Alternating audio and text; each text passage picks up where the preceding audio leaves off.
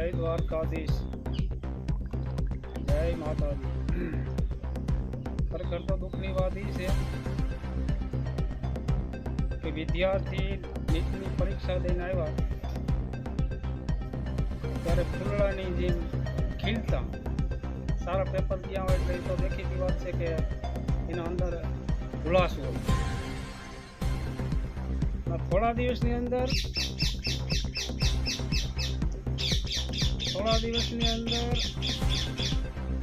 Paper નો ફૂટા કે આ એનો પાપનો ઘડો ફૂટ્યો કહેવાય। ખરેખર તો આવા કોઈ માણસો કાળી મજૂરી કરતા હોય, કોઈ માણસ ટ્રક, રિક્ષા, ટ્રેક્ટર એવા કાળા ઢોળા કરીને પેટે પાટા બાંધીને છોકરાઓના ભણાવતા હોય। બધાય કંઈ ઉદ્યોગપતિ કે કરોડપતિ ન હોય। આવા આખલા કે સિટીની અંદર કહે છે કે આખલાનો આંતર, આખલા તો આ ખરેખર કહેવાય।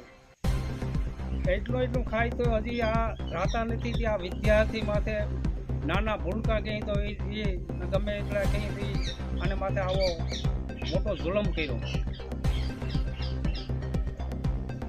તો હવે આના કાયદેસર કાર્યવાહી થવી જોઈએ અને એના પૂરતી એની મિલકત બરબાદ થવી જોઈએ।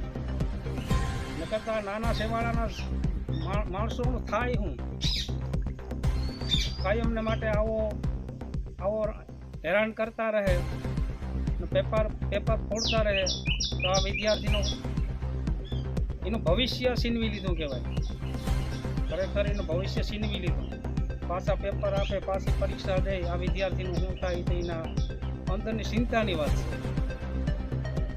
ખરેખર તો આપણા જે ઘડવૈયા થઈ ગયા એને પણ એ માથે જેવું બોલતા હોય કે આવું ન કરો, મારા બાપ અમને માથે કપડું આપો, અમે ઓઢી લઈએ, એને પણ અતિ દુઃખ થાય। તો પછી આ હવે ક્યાં ધરાહે ના? આ દાગ છે, આ કલંક છે, આ દાગ છે, આબુથી નહીં જાય, તેજાબ નાખ્યો તો નહીં જાય। પણ ટૂંકીને કશ વાત છે કે આ પબ્લિક હવે કંઈક સમજે તો આ દાગ છે ને ભવિષ્યમાં ધોવાઈ જાય। બોલો દ્વારકાધીશ, બોલો રામચંદ્ર ભગવાન કી